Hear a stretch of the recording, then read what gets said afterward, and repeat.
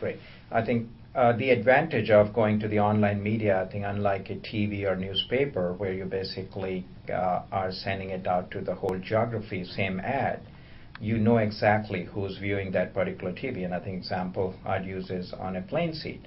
You know days in advance who's going to be occupying a particular seat, but at least even 15 minutes if people change seats before boarding the plane. And you can have very highly targeted ads delivered to people over there.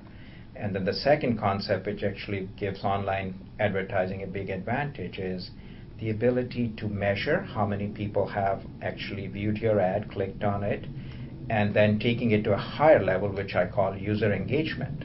So I think MixerCast is a great example of a company that's creating this multimedia widget where people are actually personalizing your brand exposure and putting them on their social website. And a lot of times we're finding people are actually spending hours playing with these widgets to do a good job of personalizing it to their taste and then showing off to their friends.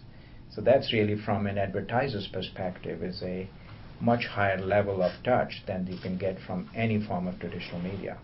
Now that suggests higher rates, that advertisers will be willing to pay Absolutely. more for that. Is that why we see some of the value in some of these acquisitions that have taken place of online ad networks, where the valuations have been pretty high? I'm talking about Dakota, Blue Lithium more recently. There are others, Federated Media, for instance, was just raised around at a... So I think there are two components to it. So when I'm looking at how businesses are valued, one is not what it's doing today, what's the potential going forward.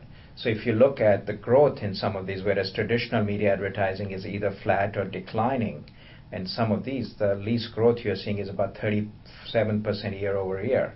About $5 billion a year are moving from traditional advertising onto online per year. I think the prediction from IAB is that sometime in 2009 in UK, more advertising dollars would be spent on online media than on TV.